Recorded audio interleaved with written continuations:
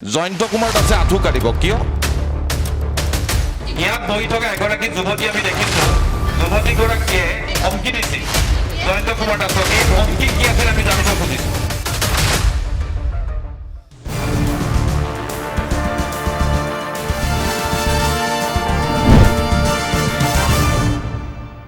ই news এনিৰ বিশেষ অনুষ্ঠান জনতাৰ প্ৰশ্নলৈ মই আপোনালোকক স্বাগতম জনাইছোঁ আৰু এই মুহূৰ্তত মই উপস্থিত আছোঁ দিছপুৰ সমষ্টিৰ 2021 বিধানসভা নিৰ্বাচনৰ প্ৰবল দাবীদাৰ প্ৰাৰ্থী হিচাপে প্ৰবল দাবীদাৰ জয়ন্ত কুমাৰ দাসৰ ওচৰত। আৰু জয়ন্ত কুমাৰ দাসৰ সন্মুখত এতিয়া প্ৰায় 500মান সমষ্টিবাসী আছে। আজি এই সমষ্টিবাসীয়ে প্ৰশ্ন কৰিব জয়ন্ত কুমাৰ দাসক, আচলতে জয়ন্ত কুমাৰ দাসে কিয় প্ৰাৰ্থী হিচাপে এবাৰ নামিব লাগে, কিয় বিধায়ক হ'ব লাগে। প্ৰথমে আমি আপোনাক আমাৰ এই অনুষ্ঠানলৈ স্বাগতম জনাইছোঁ। ধন্যবাদ। জয়ন্ত কুমাৰ দাস বুলি কোৱাৰ লগে লগেই দিছপুৰত এটা উত্তেজনাৰ সৃষ্টি হয়, ইয়াৰ কাৰণটো কি? উত্তেজনা দুই ধৰণৰ। এটা উত্তেজনা হ'ল মৰমৰ, যিটো ৰাইজে বিচাৰে, হয়, আৰু এটা উত্তেজনা হ'ল মোৰ বিৰোধীৰ, যোনে ভয় কৰে, হয়।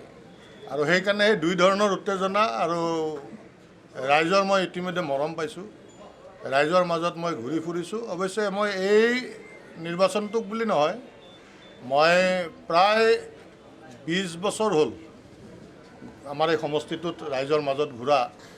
আৰু আমাৰ বিভিন্ন কথা আছে যে মই জিলা সভাপতি আছিলোঁ বিজেপিৰ, তাৰ আগতে মই যুৱ মৰ্চাৰ বিভিন্ন দায়িত্বত থকাৰ উপৰি মই ৰাজ্যিক সভাপতি আছিলোঁ যুৱ মৰ্চাৰ অসমৰ। আৰু তেতিয়া আমি যেতিয়া দেখিছিলোঁ যে নিৰ্বাচন খেলিবলৈ হ'লে নিশ্চিতভাৱে গ্ৰাছৰুটত কাম কৰিব লাগে। আৰু তেতিয়া মই যুৱ মৰ্চাৰ সভাপতিৰ মোৰ পিৰিয়ডটো শেষ হোৱাৰ লগে লগে মই পেৰেণ্ট বডিলৈ আহিছিলোঁ আৰু মই দায়িত্ব নিজে গ্ৰহণ কৰিছিলোঁ। আৰু আমাৰ তেতিয়া সেইখিনি সময়ত ইলেকশ্যন হৈছিল, হয়, আমাৰ ইণ্টাৰনেল ইলেকশ্যন হৈছিল, পাৰ্টি ইলেকশ্যন হৈছিল, পাৰ্টিত কেণ্ডিডেটৰ মাজত ভোট হৈছিল, ৱৰ্কাৰৰ মাজত। আৰু মই তেতিয়া বিপুল ভোটত জয় হৈছিলোঁ। হৈ মই কনচেনট্ৰেট কৰিছিলোঁ আমাৰ দিছপুৰ সমষ্টিত। তাৰ আগতে ঘূৰোঁতে মই সেই ৰেছপন্সটো পোৱা নাছিলোঁ কাৰ্যকৰ্তাৰ পৰা। আৰু মই তেতিয়া দেখিছিলোঁ, আৰু সেইখিনি সময়ত আমাৰ দিছপুৰৰ বহুত অঞ্চলত বিজেপি গৈ পোৱা নাছিল। হয়, বহুত অঞ্চলত, আমাৰ ডিমৰীয়া কওক, চন্দ্ৰপুৰ কওক, আমাৰ দিছপুৰৰ ইয়াতে এই অঞ্চলতে তাৰমানে কংগ্ৰেছৰ দপদপনি আৰু পেৰেলেলি আমাৰ এজিপিৰ দপদপনি আছিল। বিজেপি একেবাৰে চালুকীয়া অৱস্থা। আমাৰ মাজত আছে কেইজনমান আজি দেখিছোঁ যে মোক ইয়াতে আদৱানী বুলি জোকাইছিল, তাৰমানে হয়, এই আদৱানী আহিছে, তাৰমানে ইটিকিং কৰিছিল আমাক বিজেপি কৰাৰ কাৰণে, ইনচাল্ট কৰিছিল যে আদৱানী আহিছে, আদৱানী এইপিনে এনেকুৱা ধৰণৰ। আমাৰ জোকোৱা নাম আছিল আদৱানীজী, হয়। কিন্তু আমি সেই যিসকলক শ্ৰদ্ধা কৰিছিলোঁ, আদৱানীজী হওক, বাজপেয়ীজী হওক, তেওঁলোকে আদৰ্শ, তেওঁলোকৰ অনুপ্ৰেৰণাত আমি বিচলিত হোৱা নাছিলোঁ। আৰু আজি কৈ মই আনন্দিত যে সেই আদৱানী বুলি কৈ ইটিকিং কৰাবিলাকে টিকিব নোৱাৰি আজি আমাৰহে দলত আহি আশ্ৰয় লৈ, এতিয়া উশাহ লুশাহ লৈ, অক্সিজেন লৈ এজন ৰাজনৈতিক বা সামাজিক কৰ্মী হিচাপে জীয়াই আছে। আৰু সেইটো কাৰণে আমি এতিয়া আনন্দিত যে এটা সময়ত আমাৰ সিদ্ধান্ত যে ভুল নাছিল। আমাক বহুতে কৈছিল যে বিজেপি জীৱনত নাহে, দিছপুৰততো আহে বুলি আমি ভাবাই নাছিলোঁ, সঁচা কথা কওঁ। কিন্তু ভাবিছিলোঁ যে অটল বিহাৰী বাজপেয়ীৰ নেতৃত্বত কেতিয়াবা কেন্দ্ৰত হ'ব, সেইটো কিন্তু আশা আছিল। কিন্তু দিছপুৰত আহিব বুলি আমি জীৱনত কল্পনা কৰা নাছিলোঁ। কিন্তু তথাপিও সমতাৰ স্বাৰ্থত নহয়, 2021 বিধানসভা নিৰ্বাচন আৰু আপুনি প্ৰাৰ্থী বিচাৰিছে, আৰু মোৰ সন্মুখত বহি থকা এই জনতাৰ মনত নিশ্চয় এটা প্ৰশ্ন উত্থাপন হৈছে যে জয়ন্ত কুমাৰ দাসে কিয় প্ৰাৰ্থী পাব লাগে, এয়া জনতাৰ প্ৰশ্ন। নহয়, চাওক, মই দিছপুৰৰ প্ৰাৰ্থিত্ব বিচৰাৰ আগতে আটাইতকৈ ডাঙৰ কথা হ'ল যে মই দিছপুৰৰ বাসিন্দা। মই দিছপুৰৰ বাসিন্দা, মোৰ পূৰ্বপুৰুষৰ ইয়াত জন্ম, মোৰ ইয়াত জন্ম। আৰু আমি দুৰ্ভাগ্য, আমি ইয়াৰ ভোটাৰ হিচাপে, আমি ইয়াৰ বাসিন্দা হিচাপে, যে মই বৰ্তমানৰ বিধায়কৰ কথা ক'ব নাযাওঁ, তেওঁতো আমাৰ দলৰে হয়, বয়সত আমাতকৈ জ্যেষ্ঠ। কিন্তু আমাৰ সেই বিধায়কজনক আমি 85ত আকৌ বেলেগ দলৰ পাইছিলোঁ। সেইখিনি সময়ত আমি স্কুলীয়া ছাত্ৰ আছিলোঁ, আৰু স্কুলীয়া ছাত্ৰ থাকি আমি দেখিছিলোঁ যে এজন এজন মানুহে, এজন এজন মহিলাই 8টা, 10টা, 12টাকৈ ভোট দিছিল সমগ্ৰ অসমত, আমি দেখিছিলোঁ। আমাৰ দুৰ্ভাগ্য হ'ল যে আজিলৈ সেই মুনীন গৌতমৰ দিনৰ পৰা আজিৰ এই মুহূৰ্তলৈ দিছপুৰৰ কোনো এজন তাৰমানে ব্যক্তি বা মহিলা বা যুৱক আজিলৈ তাৰমানে এই দৌৰত আহিবই পৰা নাই। ইয়াত তাৰমানে বিধায়ক হয়, ইয়াৰ পৰা বিধায়ক হ'ব, তাৰপিছত মাটি বাৰী বিচাৰিব, মাটি বাৰী কিনিব, ইয়াত ঘৰ বনাব। বিধায়ক হোৱাৰ পিছত আমাৰ কংগ্ৰেছৰ যিগৰাকী বিধায়ক ইয়াতে মন্ত্ৰীও আছিল, মোৰ ইয়াৰ পৰা এয়াৰ ডিষ্টেঞ্চ মাত্ৰ 200 মিটাৰ হ'ব। এয়াৰ ডিষ্টেঞ্চ মাত্ৰ 200 মিটাৰত তেওঁ যেতিয়া বিধায়ক হ'ল, তাৰপিছত ইয়াত মাটি বাৰী কিনি এতিয়া প্ৰকাণ্ড অট্টালিকা কৰি চাৰিপিনে তাৰমানে। কিন্তু আমি প্ৰাপ্যৰ পৰা বঞ্চিত হৈ আছোঁ নহয়। যিটো সময়ত মই কওঁ যে যিজন মাননীয় মুখ্যমন্ত্ৰী মহোদয়, মাননীয় বিত্তমন্ত্ৰী মহোদয়ৰ প্ৰচেষ্টাত 20,000 কিলোমিটাৰ ৰাস্তা হৈছে। মাননীয় নৰেন্দ্ৰ মোদী ডাঙৰীয়াৰ যিটো ছেটেলাইট ৱেত গোটেই মানে গাঁৱে গাঁৱে আজি প্ৰধানমন্ত্ৰী গ্ৰাম চড়ক যোজনাৰ কাম চলি আছে, সেই মুহূৰ্তত 20,000 কিলোমিটাৰ ৰাস্তা হোৱাৰ মুহূৰ্তত দিছপুৰ কিয় বঞ্চিত হ'ব লাগে? 1 লাখটা পৰিয়ালক মাটিৰ পট্টা প্ৰদান ইতিমধ্যে কৰা হ'ল। এই চলি থকা মাহৰ ভিতৰত আৰু 1 লাখটা পৰিয়ালক মাটিৰ পট্টা প্ৰদান কৰিব। 2 লাখটা পৰিয়ালক মাটিৰ পট্টা প্ৰদান কৰাৰ মুহূৰ্তত আমি দিছপুৰীয়া ৰাইজ বঞ্চিত হ'ব লাগে কিয়? বৰ্তমানৰ বিধায়ক অতুল বৰাই যি কাম কৰা নাই আৰু তেনে কি কাম আপুনি অধিক ৰূপত আৰু সঠিক ৰূপত কৰিম বুলি আপুনি বুকুত সপোন এটা লৈ ঘূৰি ফুৰিছে? যদি আপুনি প্ৰাৰ্থিত্ব লাভ কৰে তেনেহ'লে অতুল বৰাই এনে কি কাম নকৰিল বিগত 5টা বছৰত যি কাম আপুনি সমষ্টিবাসীক কৰি দেখুৱাব? নহয়, বহুত কাম আছে। মই আটাইতকৈ প্ৰথম মোৰ যিটো প্ৰায়ৰিটি হ'ব, পেৰেলেল প্ৰায়ৰিটি দেই, মই কাৰণ এইটোক ক'লে এইটো পিছত নহয়। এনেকুৱা নহয় যে মই এইটো কথা কোৱাৰ কাৰণে মই এইটোক ছেকেণ্ড প্ৰায়ৰিটি দিছোঁ, এইটো নহয়। এটা ফাৰ্ষ্ট প্ৰায়ৰিটি হ'ল আমাৰ মাটিৰ পট্টা। আমাৰ ইণ্টাৰ ষ্টেট প্ৰব্লেমটোক দিছপুৰবাসী ৰাইজে ভুগি আছোঁ। ইপিনে কিছুমান চুনচালি গ্ৰান্টৰ পৰা আৰম্ভ কৰি আমাৰ বেলতলা বশিষ্ঠৰ পৰা আমাৰ পাঞ্জাবাৰীৰ পৰা আৰম্ভ কৰি চন্দ্ৰপুৰৰ পৰা মাৰকাঙলৈ য'ত ছাৰ্ভে হোৱা নাই, লাখ লাখ আমাৰ খিলঞ্জীয়া ভোটাৰ আছে। সেই মানুহখিনিয়ে যেতিয়া চৰকাৰৰ পৰা পট্টা পাব, পট্টা পোৱাৰ পিছতহে তেওঁলোকে ভূমিপুত্ৰ, আমি নামত ভূমিপুত্ৰ হৈছোঁ কিন্তু আমাৰ ভূমিৰ অধিকাৰে নাই। আমি বেংকৰ পৰা লোন নাপাওঁ, সেইখিনি আমি মৰ্টগেজত দিব নোৱাৰোঁ কাৰণ আমি দখলদাৰীহে হৈ আছোঁ, মালিক এতিয়ালৈ হোৱা নাই।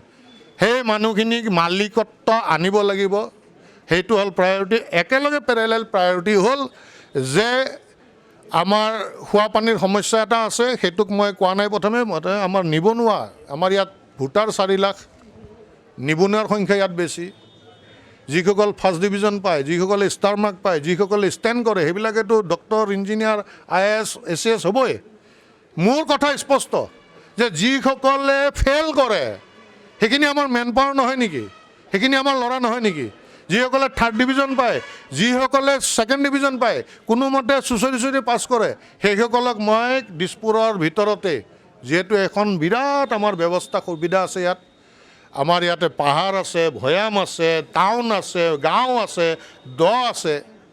আমি ইয়াত যিকোনো ধৰণৰ, মই বিভিন্ন এক্সপাৰ্টৰ লগত ইতিমধ্যে কাম কৰিছোঁ, কথা পাতিছোঁ। আপোনালোকে জানে যে মই এইবাৰ 5,000ডাল মই অগৰু আৰু চন্দন মানে বৃক্ষৰোপণ কৰিছোঁ আৰু সেইটো মই ব্ৰিফ কৰিম।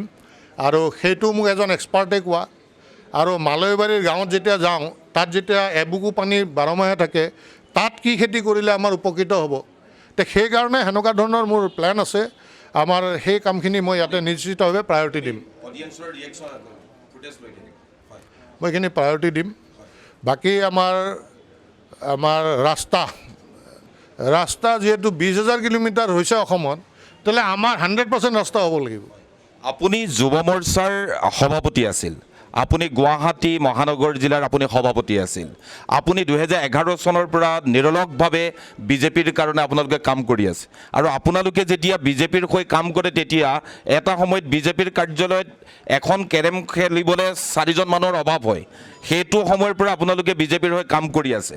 প্ৰায় এটা অভিযোগ উত্থাপন হয়, বিজেপিৰ হৈ যিসকলে আচলতে নিৰলসভাৱে নিজৰ সাংগঠনিক ভেটি শক্তিশালী কৰিবৰ কাৰণে তেওঁলোকে কাম কৰি ৰাখিছে, তেওঁলোক অৱহেলিত হৈছে নেকি বিজেপিত? আপুনি প্ৰাক্তন সাংসদ ৰাজেন গোহাঁইৰ কথাই কওক, আপুনি প্ৰাক্তন সাংসদ ৰমেন ডেকাৰ কথাই কওক, আপুনি জয়ন্ত কুমাৰ দাসৰ কথাই কওক, এই অভিযোগ আপুনি কেনেদৰে খণ্ডন কৰিব? নহয়, চাওক, এতিয়া যি নতুন আহিছে, আচলতে নতুন আৰু পুৰণিৰ সংঘাত আগৰ পৰাই নাছিল। যোৱাকালি দেখিছোঁ আমাৰ অজন্তা নেওগ ডাঙৰীয়ানীও আমাৰ মুখ্যমন্ত্ৰী মহোদয়ৰ লগত কথা পাতি গৈছে। সেই কামখিনি আমি 20 বছৰ আগত কৰিছোঁ, 25 বছৰ আগত কৰিছোঁ। আমি পকেটত আমি মেম্বাৰশ্বিপ বুক লৈ, গাড়ী লৈ মানুহৰ ঘৰে ঘৰে, গাঁৱে গাঁৱে ঘূৰি ফুৰোঁ।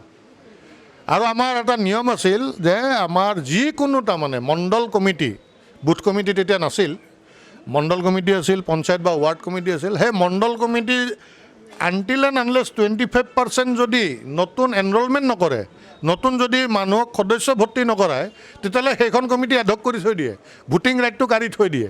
আৰু এই ভোটিং ৰাইটটো কাঢ়ি দিয়াৰ ভয়তে তাৰমানে আমাৰ কাৰ্যকৰ্তা মণ্ডল পৰ্যায়ত বা পঞ্চায়ত বা ৱাৰ্ড পৰ্যায়ৰ কাৰ্যকৰ্তাসকলে তেওঁলোকে মানুহৰ ঘৰে ঘৰে যায়, 100 ঘৰ মানুহৰ ঘৰত গ'লে 10 ঘৰ মানুহৰ কোনোবা আহে, আৰু সেইটো আমাৰ আগৰ পৰাই আছিল। আৰু সেইটো কথা হ'ল যে চাওক, যোগ্য ভোগ্য বসুন্ধৰা ক'ৰবাত কেতিয়াবা কিবা হয়, এইটো আপোনাৰ কালেক্টিভলি ক'ৰবাত কাম এটা কৰোঁতে আমি নিজৰ মুখেৰে কেতিয়াবা চুবাওঁতে নিজৰ জিভাখন ডুব পাওঁ আমি কেতিয়াবা। তে সেইবুলি না আমি দাঁতটো উঘালি পেলাওঁ যে তই কিয় জিভাখনক কামুৰিলি, বা জিভাখনক আমি পেলাই দিওঁ যে তই কিয় দাঁতৰ মাজত আহিলি। হ'ব পাৰে, কোৱাইট নেচাৰেল হয়। আমাৰ ৰাজেন দা আমাৰ জ্যেষ্ঠ হয়, বিজয় চক্ৰৱৰ্তী জ্যেষ্ঠ হয়, আমাৰ তেখেতসকল জ্যেষ্ঠ হয়। জ্যেষ্ঠসকলে এটা সময়ত নিউ জেনেৰেশ্যন তেওঁলোকে নিজে ক্ৰিয়েট কৰিব লাগে। উত্তৰসূৰী কোন হ'ব, মই সমাজখনক কি দি থৈ যাম। যেনেকৈ আমি পৰিয়ালটোৰ কাৰণে চিন্তা কৰোঁ যে মোৰ ল'ৰা ছোৱালী ডাঙৰ হ'ব, তেওঁলোকৰ কাৰণে মাটি অলপ কিনো, কিবা এটা কৰোঁ, ঠিক তেনেকুৱা ধৰণৰ সংসাৰখনৰ যেনেকুৱা আমি চিন্তা কৰোঁ, সমাজখনৰ আমি চিন্তা কৰিব লাগিব। জয়ন্ত কুমাৰ দাস কোনোবাখিনিত বিজেপিত অৱহেলিত হৈছে বুলি আপুনি ভাবে নেকি? নাই, মই তেতিয়া কপালৰ দুখ দিওঁ, যি আছে কপালৰ লিখনত হয়। আৰু সেইকাৰণে আপোনাৰ সন্মুখত বহি থকা সমষ্টিবাসীয়ে কিন্তু ভাবে আপুনি কেতিয়াবাই টিকেট পাব লাগিছিল। এই ক্ষেত্ৰত আপুনি কি ক'ব? মই নিজেও কওঁ, অপেনলি কওঁ, আজি এইখিনি মই ক'ব পাৰোঁ, ইয়াত মোৰ কোনো ধৃষ্টতা বুলি নহয়, যে নিশ্চিতভাৱে এজন কেবিনেট মন্ত্ৰী হিচাপে আজিৰ তাৰিখত মই বহি থাকিব লাগে। কাৰণ মই সমষ্টিবাসীয়ে কৈছে যে আপুনি কেবিনেট মন্ত্ৰীৰ দৰে বিগত 5টা বছৰত আপুনি মহানগৰৰ দিছপুৰ সমষ্টিৰ গলিয়ে গলিয়ে ঘূৰি আছে। আপুনি আমাৰ ইউনিচেনীৰ দৰ্শকক জনাব লাগে, আপুনি বিধায়ক নোহোৱাকৈ আপুনি এনে কি 3টা কাম সমষ্টিবাসীৰ বাবে কৰি দেখুৱালে, যি 3টা কামৰ কাৰণে আপুনি প্ৰাৰ্থিত্ব পাবৰ কাৰণে 1 লাখ মানুহ গৈ মুখ্যমন্ত্ৰী সৰ্বানন্দ সোণোৱালক ক'ব যে জয়ন্ত কুমাৰ দাসক টিকট দিব লাগে। চাওক, ৰাইজে কি বিচাৰে, ৰাইজে ভোটটো এইকাৰণে দিয়ে যে এজন আমি অভিভাৱক হিচাপে তেওঁক আগবঢ়াই দিলোঁ। যেতিয়া বিপদ হয় ৰাইজে তেতিয়া সেইখিনি সময়ত বিচাৰে। আৰু ৰাইজৰ 99% জনসাধাৰণে ব্যক্তিগত কাম বিচাৰি নাহে, 1% আহে ব্যক্তিগতভাৱে, 99% আহে হয় তেওঁলোকৰ ৰাস্তাটো, তেওঁলোকৰ নামঘৰটো চব ৰাজহুৱা, তেওঁলোকৰ মাটিৰ পট্টা, ঠিক তেনেকুৱা ধৰণৰ। আৰু আপুনি চন্দ্ৰপুৰত এটা বৈপ্লৱিক কাম কৰিছে, যাৰ কাৰণে আজি চন্দ্ৰপুৰবাসী কৃতজ্ঞ জয়ন্ত কুমাৰ দাসৰ ওচৰত। কি কাম আছিল এইটো? না, মই অলপ আগতে মানে এই জনশিমলৰ যিটো এভিকশ্যন হৈছিল, সেইখিনি সময়ত ৰাইজে যেতিয়া মোৰ ওচৰত আহিছে, মই যোৱা নাছিলোঁ, কাৰণ মই বিধায়ক নহয় আৰু মই তাত গৈ ক'বলগীয়া মোৰ কোনো অধিকাৰ নাছিল। কিন্তু মই দুখ মনেৰে থাকোঁতে তেওঁলোক মোৰ ওচৰত আহিছিল। আহি তেওঁলোকে মোক প্ৰথমেই ক'লে যে আমি বিধায়কৰ তাত গ'লোঁ, বিধায়কে আমাক কটু শব্দ প্ৰয়োগ কৰি আমাক খেদি পঠাইছে। মই বোলো কি ক'লে? কৈছে তহঁতৰ য'তে ত'তে ঘৰ বনাবি, আমাৰ জীৱ জন্তু ঘূৰা জেগা নোহোৱা হ'ব, তহঁতৰ ঘৰ নাভাঙি কোনে ভাঙিব? তেতিয়া মই বিৰাট দুখ পালোঁ। মই ক'লোঁ যে নিৰ্বাচনৰ আগত সেই বিধায়কগৰাকী আপোনালোকৰ গাঁৱত গৈছিল নে? কৈছে গৈছিল। বোলে তেওঁ ভোট বিচাৰিছিল নে? বিচাৰিছিল। এতিয়া যদি নিৰ্বাচনৰ আগত তেওঁ আপোনালোকৰ তাত গৈ ভোট বিচাৰিছিল, যদি নিৰ্বাচনৰ আগত তেওঁলোকে আপোনাৰ ওচৰত গৈছিল, তেতিয়াহ'লে সেইখিনি সময়ত তেওঁ আপোনালোকক কিয় নক'লে যে জীৱ জন্তু ঘূৰা জেগাত আপোনালোকে কিয় বহিছে? সেইখিনি সময়ততো আপোনালোকৰ মাত মাতিম বুলি মাত দি ভোট দিয়ক, মই চব কাম কৰিম বুলি আহিলে। আজি তেওঁৰ জীৱ জন্তুৰ প্ৰেম আহিল। এতিয়া সেইকাৰণে মই এইখিনি ক্ষেত্ৰত মাননীয় মুখ্যমন্ত্ৰী মহোদয়ক অন্তৰৰ পৰা ধন্যবাদ দিম। মই তেওঁৰ OSDক ফোন কৰিছোঁ সেই স্পটৰ পৰা, এটা গণ্ডগোলীয়া জেগাৰ পৰা, য'ত ৰাইজৰ মই আঞ্জাৰ কণী, তাৰমানে ইটাৰ তলত পৰি থকা বইল কণী, আঞ্জাৰ কণী দেখিছোঁ, খাব পোৱা নাই, হাহাকাৰ লাগি আছে। সেনেকুৱা এটা স্পটৰ পৰা যেতিয়া ফোন কৰিছোঁ CMৰ অফিচত, 5 মিনিট পিছত মোক ফোন কৰিছে। কিমান ছিনচিয়াৰ এজন মাননীয় মুখ্যমন্ত্ৰী মহোদয়। মোক কৈছে এপইণ্টমেণ্ট দিছে, আপুনি যিমান সোনকালে পাৰে আহক। আধা ঘণ্টামান লাগিছে মানুহখিনি লৈ আমি ভিৰৰ মাজেদি যাওঁতে পাঞ্জাবাৰীৰ পৰা। তেওঁ আগতীয়াকৈ মাননীয় শান্তনু ভৰালী লিগেল এডভাইজাৰক মাতি বহাই থৈ দিছে। গৈ পোৱাৰ লগে লগে তেওঁ কৈছে যে মই একো নাজানো, শান্তনু ভৰালী ডাঙৰীয়া লিগেলি মানুহখিনিক কেনেকুৱা সহায় কৰিব পাৰা বাছ সেইটোৱে চিন্তা কৰা। তাৰপিছত 3 ঘণ্টা বহিছোঁ। মই সেইখিনি সময়ত এজন বহুত ছিনিয়ৰ এডভকেট এজনৰ লগত কথা পাতিছিলোঁ যে আমি কেনেকৈ সহায় কৰিব পাৰোঁ, কাৰণ আমিতো নাজানো। ইয়াতে চন্দ্ৰপুৰৰ কোনোবা আছে নেকি? চন্দ্ৰপুৰ সমষ্টিৰ প্ৰতিনিধি কোন আছে? মোৰ সতীৰ্থ সাংবাদিক সৌৰভ আছে, মনমোহনে তেখেতক দেখাব। সতীৰ্থ সাংবাদিক মনমোহনে তেখেতৰ কাষলৈ যাব আৰু চন্দ্ৰপুৰত জয়ন্ত কুমাৰ দাসে কি কৰি দেখাইছিল এই কথাখিনি আমি নিউজ এনিৰ দৰ্শকক জনাব খুজিম। চন্দ্ৰপুৰৰ প্ৰতিনিধি আহিব লাগে। যিখিনি সময়ত তাৰমানে আমাৰ ন'টিছ আহিছিলে মানে আমাৰ মাটিখিনি উচ্ছেদ হ'ব বুলি, সেই সময়ত তাৰমানে আমি গ'লোঁ আমাৰ বিধায়ক মহোদয়ৰ ওচৰলৈকে। তেখেতে তাৰমানে কোনো আওকাণ কৰাৰ নিচিনা কৰিলে। পিছত দেখিলোঁ যে সময় চাপি আহিছে, এটা ডেট দিয়া গৈছিলে 20 তাৰিখ ডেট দিয়া গৈছে, যিহেতু ডেটটো চমু আহিছে। তাৰবাবে মই আমাৰ ৰাইজৰ লগত আলোচনা কৰি কৈছোঁ নাই আমি দাদাৰ ওচৰলৈকে যাব লাগিব। দাদাৰ ওচৰলৈকে আহিলোঁ। দাদাৰ তাত অহাৰ লগে লগে দাদাই এটা কথা কৈছে মই ৰাইজৰ ওচৰলৈকে যাম। গৈছে ৰাইজৰ ওচৰলৈকে, ৰাইজক এটা প্ৰতিশ্ৰুতি দিছে যে কোনো হাতুৰি মাৰিব নিদিওঁ, যেনেকৈ নহওক মই ৰখামেই। আৰু তেখেতে সেই কামটো কৰি দেখুৱালে। মাজতে মুখ্যমন্ত্ৰী ডাঙৰীয়াই চাৰ্কল অফিচাৰক ফোন কৰি কৈছে তাৰে কি কেনেকুৱা হৈ আছে সেইখিনি অৱগত কৰক। আৰু বৰ্তমানলৈকে এতিয়ালৈকে তাতে একো সমস্যা মানে কি এই এভেকশ্যনৰ এনেকুৱা ধৰণৰ একো মানে হেৰি হোৱা নাই, সমস্যা হোৱা নাই। জয়ন্ত কুমাৰ দাসে প্ৰাৰ্থিত্ব পোৱাটো এবাৰ বিচাৰেনে? একদম 100% চন্দ্ৰপুৰৰ ৰাইজ জয়ন্তদাৰ কাৰণে একদম 100% ৰৈ আছে, তেখেতৰ কাৰণে ৰৈ আছে। আৰু তেখেত হয়, কেমেৰা পাৰ্চন মণিয়ে দেখাব এই সমৰ্থন। আচলতে এইবাৰ আমি জনহিমলুৰ কাষলৈ যাম। জনহিমলুৰ প্ৰতিনিধি কোন আছে? এই আহা কেমেৰা পাৰ্চন মণিক আমি তেখেতৰ কাষলৈ আহিবলৈ অনুৰোধ জনাইছোঁ। সতীৰ্থ সাংবাদিক সৌৰভে সুধিব জনহিমলুৰ। আৰু অসমৰ সংবাদ মাধ্যমত এইটো হয়তো প্ৰথমটো অনুষ্ঠান, সন্মুখত তেওঁলোকৰ সপোনৰ ব্যক্তিজন আৰু তেওঁলোকৰ বিধায়কজনে কোৱা কথাবোৰ, সপোনৰ বিধায়কজনে কোৱা কথাবোৰ কিমান দূৰ সত্য আমি এই কথাবোৰ কিন্তু সমানে সমানে জানি যাম। আচলতে মই এই মুহূৰ্তত আপোনাক এই মুহূৰ্তত সুধিব বিচাৰিছোঁ যে জনহিমলত জয়ন্ত কুমাৰ দাসে যিটো কাম কৰিলে আচলতে আপোনালোক কিমান সুখী, বা জয়ন্ত কুমাৰ দাসক আপোনালোকৰ সপোনৰ বিধায়ক হিচাপে আপোনালোকে বিচাৰেনে? হয়, আমি তেখেতৰ পৰা যিখিনি সহায় পালোঁ গোটেই পাঞ্জাৱাৰী জনহিমলুবাসী তেখেতৰ ওচৰত চিৰকৃতজ্ঞ। আৰু 2017 চনৰ সেই 30 নৱেম্বৰ তাৰিখে আমি প্ৰতিজ্ঞাবদ্ধ হ'লোঁ যে 2021 আমি আমাৰ বিধায়ক হিচাপে মাননীয় জয়ন্ত কুমাৰ দাসক যিকোনো প্ৰকাৰে আমি আনিবই লাগিব। গতিকে তেখেতৰ লগত আমি আছোঁ, বৃহত্তৰ পাঞ্জাৱাৰী অঞ্চলৰ ৰাইজ তেখেতৰ লগত আছে, প্ৰতিজ্ঞাবদ্ধ হৈ গৈছে। অলৰেডি নিজে নিজে তেখেতৰ হৈ কাম কৰি আছে, তেখেতে গমেই নাপায়, কিন্তু ৰাতি ৰাতি ঘূৰি আছে তেখেতৰ কাৰণে ৰাইজ। এতিয়া আপোনালোকে বিচাৰে যে জয়ন্ত কুমাৰ দাস এবাৰ দিছপুৰ সমষ্টিৰ বিধায়ক হ'ব লাগে? 100% আমি পনে কৰি ল'লোঁ, তেখেতক বিধায়ক হিচাপে আমি মানিয়ে লৈছোঁ, কাম কৰি আছোঁ তেখেতৰ কাৰণে। নিশ্চয় মই এয়া আচলতে জনসাধাৰণৰ উত্তৰ এয়া মই আপোনালোকক দিছোঁ। মই মুহূৰ্তত কিৰণ কুমাৰ গগৈলৈ এৰিছোঁ যে কি ক'ব যে জয়ন্ত কুমাৰ দাসৰ এই মুহূৰ্তত প্ৰতিক্ৰিয়া কি? নিউজ এনিৰ দৰ্শকসকলে জয়ন্ত কুমাৰ দাসে কি কাম কৰি দেখুৱালে প্ৰথমটো কাম আপোনালোকে শুনিলে। এইবাৰ আমি দ্বিতীয়টো কাম যি বিধায়কে কৰিব পৰা নাছিল, জয়ন্ত কুমাৰ দাসে বৰিষ্ঠ নেতৃত্ব লৈ সমষ্টিবাসীৰ বাবে সেই কাম কৰি দিছিল।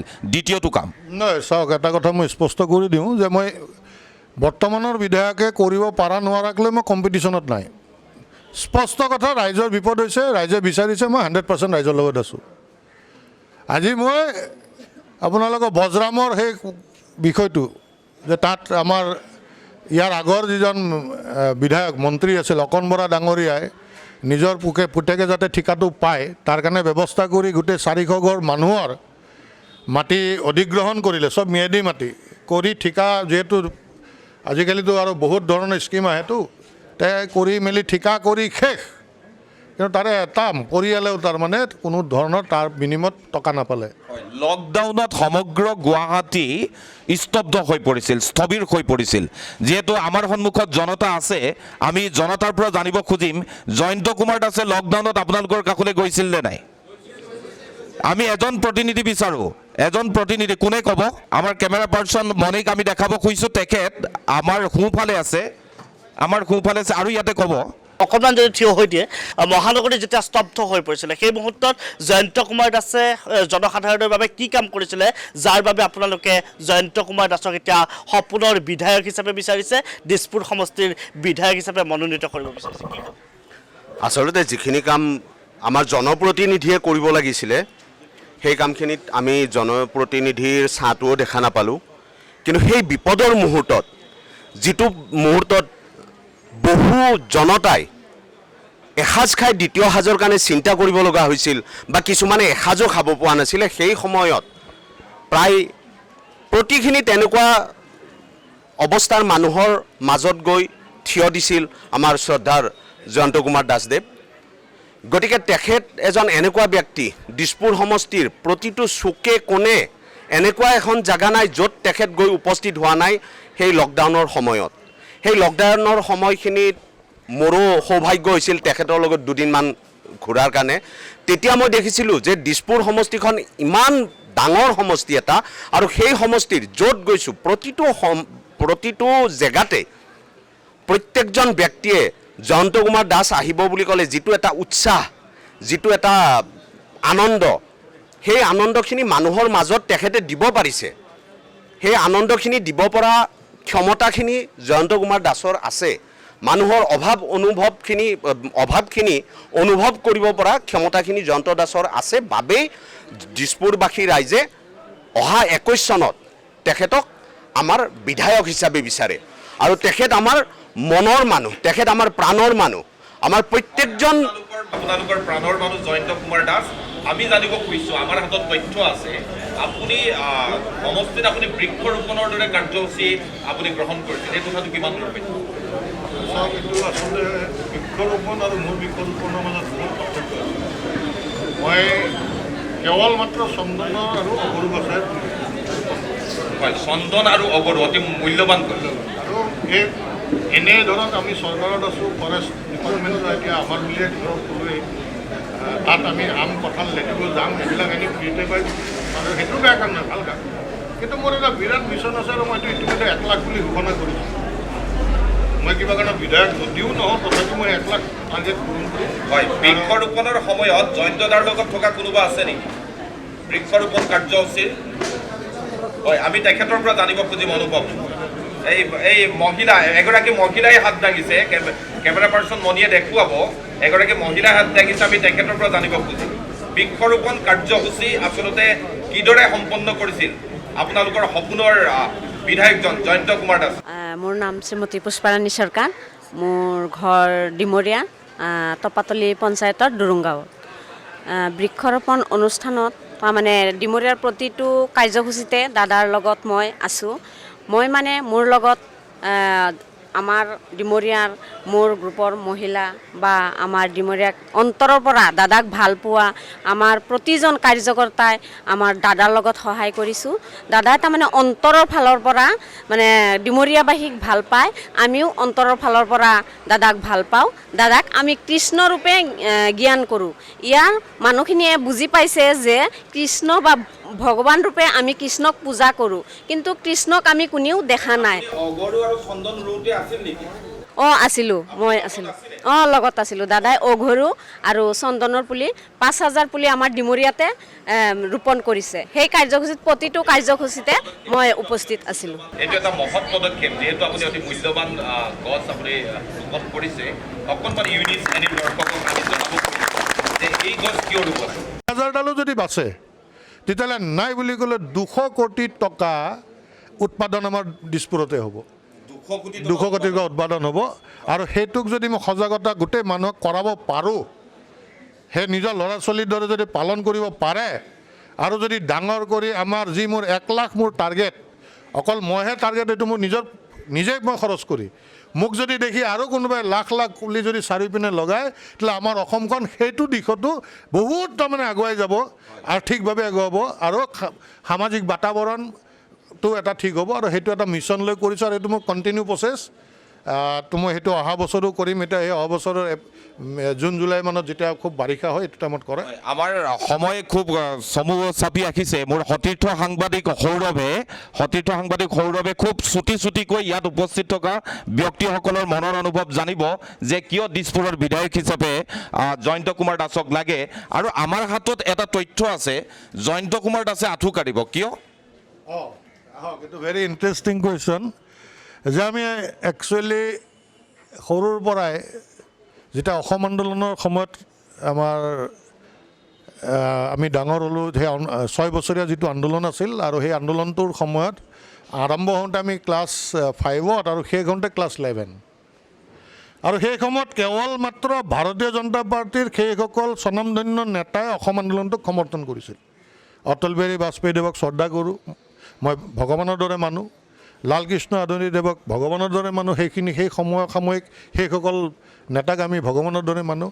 আৰু এটা বিশ্বাস আছিল যে এই দলটোৱে আমাৰ অসম আৰু অসমখনৰ খিলঞ্জীয়া ভূমিপুত্ৰসকলক ৰক্ষা কৰিব, যি যুগ যুগ ধৰি বসবাস কৰি আছে।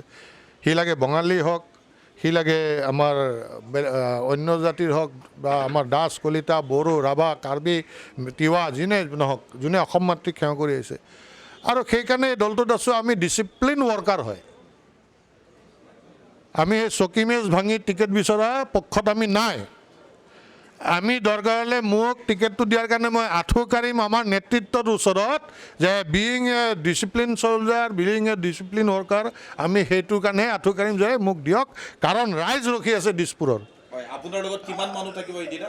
নাজানো, মই সেইটো আমাৰ কাৰ্যকৰ্তা। ৰাইজ আপোনালোকে হাত চাপৰিৰে আমি ভাবোঁ যে এই পদক্ষেপক এয়া মণিয়ে দেখাইছে, ইউনি শ্ৰেণীৰ দৰ্শকে দেখি আছে। আচলতে জয়ন্ত কুমাৰ দাসৰ টিকেট প্ৰাৰ্থনাৰ বাবে মুখ্যমন্ত্ৰী সৰ্বানন্দ সোণোৱালৰ ওচৰত আঁঠু কঢ়াৰ কথা কৈছে জয়ন্ত কুমাৰ দাসে। 2011 চনৰ পৰা নিৰলসভাৱে তেখেতে আচলতে কাম কৰি গৈছে। আৰু আজি আমি দেখিছোঁ ইউনি শ্ৰেণীৰ এই বিশেষ অনুষ্ঠান জনতাৰ প্ৰশ্নত আজি সমষ্টিবাসী আছে আৰু সমষ্টিবাসীয়ে এই অনুষ্ঠানত ভাগ লৈছে। এই মুহূৰ্তত আমি সতীৰ্থ সাংবাদিক সৌৰভক আমি জনাম যে কিয় বিধায়ক হ'ব লাগে জয়ন্ত কুমাৰ দাস, খুব চমুকৈ। জনতাৰ প্ৰশ্নৰ এইটো যি অনুষ্ঠান আমি নিউজ এডিয়ে প্ৰতি মুহূৰ্ততে সম্প্ৰচাৰ কৰি আছোঁ। আৰু এয়া নিৰ্বাচনৰ প্ৰাক মুহূৰ্তত আমি এই অনুষ্ঠানটো এইবাবেই আৰম্ভ কৰিছোঁ যে যিজন জনপ্ৰতিনিধি, সেইজন জনপ্ৰতিনিধিক পোনপটীয়াকৈ প্ৰশ্ন কৰিব পাৰিব জনসাধাৰণে, পোনপটীয়াকৈ প্ৰশ্ন কৰিব লাগিব।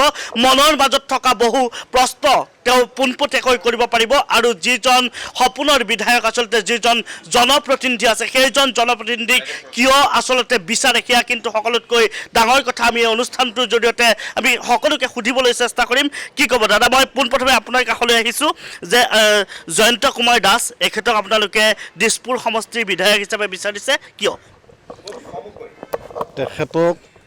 তেখেতক আমি যিকোনো আপদে বিপদে পাওঁ, আমাৰ স্থানীয় যিজন বিধায়কক আমি তেখেতক মানে চাহটোকে দেখা নাপাওঁ। তেখেতে লকডাউনৰ ক্ষেত্ৰতে হওক, যিকোনো এনি বিপদ আপদত মানে আমি নিশ্চয় আমাৰ হাতত যথেষ্ট সময় কম। মই অন্য এজনৰ কাষলৈ যাবলৈ চেষ্টা কৰিম। যদি জয়ন্ত কুমাৰ দাসক টিকেট নিদিয়ে আপোনালোকৰ পৰৱৰ্তী পদক্ষেপ কি হ'ব? নাই, এইবাৰতো ভাৰতীয় জনতা পাৰ্টি এইখিনিতো ন্যায় কৰিব। দলৰ প্ৰতি আমাৰ ইমানখিনি বিশ্বাস আছে। ভাৰতীয় জনতা পাৰ্টিৰ 96ৰ পৰা জয়ন্ত বিভিন্ন দায়িত্ব পালন কৰি আহিছে, সময় দিছে, ত্যাগ কৰিছে দলৰ কাৰণে। 96 চনৰ পৰা মই তেখেতৰ লগত বহু দায়িত্বত আছোঁ, বহু বছৰ কাম কৰিলোঁ। সেইকাৰণে মই ভাবোঁ যে দলে এইবাৰ তেওঁক টিকেট দিব আৰু যুৱ নেতা হিচাপে তেওঁক টিকেট দিব এইবাৰ। মোৰ পোনপটীয়া প্ৰশ্ন মই আপোনাক সুধিম যে কিয় বিচাৰে জয়ন্ত কুমাৰ দাসক? জয়ন্ত কুমাৰ দাস ৰাষ্ট্ৰীয়তাবাদ আৰু বিজেপিৰ প্ৰবীণ কাৰ্যকৰ্তা হিচাপে পৰিপক্ক, এবং তেখেত দিছপুৰবাসীৰ তথা এই আমাৰ ভাৰতীয় জনতা পাৰ্টিৰ এজন জনপ্ৰিয় ৱৰ্কাৰ। মই আপোনাক সুধিম যে মই আপোনাক এই মুহূৰ্তত সুধিম, নিশ্চয় কিৰণ কুমাৰ গগৈ, আমি নিশ্চয় যাম। কিন্তু এই মুহূৰ্তত মই এটা প্ৰশ্ন কৰিব বিচাৰিছোঁ যে আপুনি কিয় বিচাৰে জয়ন্ত কুমাৰ দাসক? মই শ্ৰদ্ধাৰ জয়ন্ত কুমাৰ দাস যিদিনাখন বৃক্ষৰোপণ কৰে, তেখেতে ফোন কৰিলে যে মই হস্তিনাপুৰ বৃক্ষৰোপণ কৰিম। প্ৰথমত তেখেতে নামঘৰত গৈ বৃক্ষৰোপণ কৰিলে, তাৰপিছত আমাৰ LP স্কুলত কৰিলে, তাৰপিছত মছজিদত কৰিলে। তেখেতে জাত পাত একো ধৰ্ম একো নিবিচাৰিলে, চবকে সমান চকুৰে চাই তাতে বৃক্ষৰোপণ কৰিলে। লগতে ক'লে জনাব আপোনাক দুই পুলি হেৰি দিলোঁ, এই গছৰ পুলি দিলোঁ, আপুনি এইটো ৰুব আৰু এইকেইটা ডাঙৰ দীঘল কৰিব। সেইকাৰণে সেইদিনাৰ পিছৰ পৰাই তেখেতৰ বিশ্বাস কৰিছোঁ যাতে মই উঠি পৰি লাগি তেখেতক এই আগন্তুক বিধায়ক বনামে যে। নিশ্চয় এয়া আছিলে মন্তব্য। আমি আৰু মন্তব্য আপোনালোকক শুনাবলৈ চেষ্টা কৰিম, মহিলাসকলৰ থকা মন্তব্য আমি আপোনালোকক শুনাবলৈ চেষ্টা কৰিম। বাইদেউ কি ক'ব যে জয়ন্ত কুমাৰ দাসে এনে কি তিনিটা কাম কৰিলে যাৰ বাবে আজি আপোনালোকে দিছপুৰৰ বিধায়ক হিচাপে মনোনীত কৰিব বিচাৰিছে? ৰাইজৰ সহায় কৰি আহিছে, আমি দেখি আহিছোঁ। তেখেতে বহুত কষ্ট কৰিছে, ছ'চিয়েল মিডিয়াত আমি চাই আছোঁ। যিহেতু মই দলৰে মই বিজেপিৰে হেৰি হয়, কৰ্মী হয়। দাদা আহিলে উন্নতি হ'ব বুলি মই ভাবোঁ আৰু পৰিৱৰ্তন লাগে আমাক। কি ক্ষেত্ৰত পৰিৱৰ্তন লাগে বাইদেউ? তেওঁ এনেকুৱা এজন ব্যক্তি, আমি তেওঁ এজন স্থায়ী বাসিন্দা হয়, সেই হিচাপে তেওঁ বহুত উন্নতি কৰিব। আৰু ছেকেণ্ডতে হ'ল তেওঁ বুথ লেভেলৰ পৰা কাম কৰি আহিছে। আজি পৰ্যন্ত এনেকুৱা এজন MLA মিনিষ্টাৰ নাই, বুথ লেভেলৰ পৰা এজন MLA মিনিষ্টাৰ হোৱা প্ৰথম এই জয়ন্ত দাসে বুথ লেভেলৰ পৰা কাম কৰি এই পৰ্যায়ত পাইছে। সেইবাবে আমি তেখেতক বহুত ছাপোৰ্ট কৰোঁ। ইনকেছ যদি হাইকমাণ্ডে আমাক টিকেট নিদিয়ে তেনেহ'লে আমি 1 লাখ জনসাধাৰণক লৈ পেলাই আমি গৈ দিছপুৰত প্ৰতিবাদ কৰিছোঁ। আমি জানো ইউনিট শ্ৰেণীৰ দৰ্শকক জনাইছোঁ বেলতলা দিছপুৰ বা অসমত জয়ন্ত কুমাৰ দাসক ধমকি দিয়াটো ইমান সহজ নহয়। ইয়াত বহি থকা এগৰাকী যুৱতী আমি দেখিছোঁ, যুৱতীগৰাকীয়ে ধমকি দিছিল জয়ন্ত কুমাৰ দাসক। এই ধমকি কি আছিল আমি জানিব খুজিছোঁ। জয়ন্ত কুমাৰ দাসক ধমকি দিয়া যুৱতীগৰাকী কোন? কেমেৰা আবদ্ধ কৰিব লাগে আৰু কিয় ধমকি দিছিল জানিব খুজিছোঁ। মোৰ ওচৰত এগৰাকী যুৱতী আছে, মই তেওঁৰ কাষলৈ যাবলৈ চেষ্টা কৰিম। এই মুহূৰ্তত সকলোতকৈ ডাঙৰ খবৰটো হৈছে যে জয়ন্ত কুমাৰ দাসক যিটো খবৰ এই মুহূৰ্তত আমাৰ হাতত আছে, বেলতলা বা যিটো আমাৰ দিছপুৰ অঞ্চলত দম দিব পৰা, আঙুলি টোৱাই কথা ক'ব পৰা এজনো ব্যক্তি নাই, কিন্তু এগৰাকী যুৱতীয়ে জয়ন্ত কুমাৰ দাসক কিন্তু আঙুলি টোৱাই ধমকি দিবলৈ সাহস কৰিছিলে। মই অকণমান কাষত বিচাৰিম, কি ক'বা যে জয়ন্ত কুমাৰ দাসৰ দৰে এজন ব্যক্তিক তুমি ধমকি দিবলৈ সাহস কৰিছিলা? আমি মানে বিৰাট আশা কৰোঁ যে দাদাই আমাৰ সকলো কাম কৰি দিব। সেইটো কাৰণে তেওঁক মই ধমকি বুলি নহয়, তেওঁৰ সেইটো মোৰ মৰম। তেওঁক মই যে এটা দমত মানে কৈছোঁ যে দাদা আপুনি এইটো কাম কৰি দিবই লাগিব। মই জানো যে দাদাই সেইটো মই কোৱা কামটো কৰি দিছে। সেইবাবে মই মোৰ বিৰাট ভাল লাগিছে দাদাই কোৱাৰ মতে কাম কৰি দিয়াৰ কাৰণে তেওঁক মানে তেনেকৈ ক'ব পৰা কৈছোঁ মানে তেনেকৈ। এয়া আচলতে এগৰাকী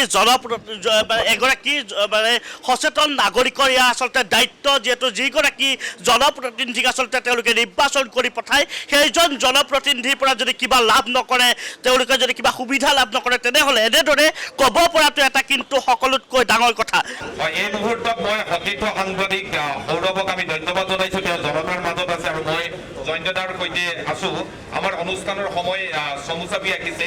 যদি আপুনি টিকেট লাভ নকৰে তেনেহ'লে জয়ন্ত কুমাৰ দাস একেইমতে সমষ্টিৰ কাৰণে কাম কৰিবনে?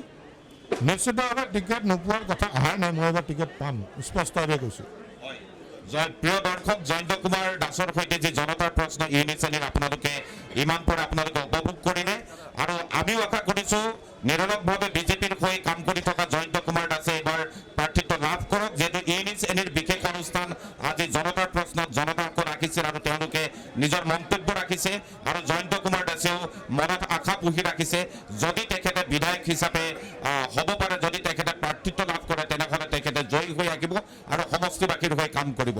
এয়া এক সমীক্ষা, বাকী উপস্থাপন আমাৰ বিশ্লেষণ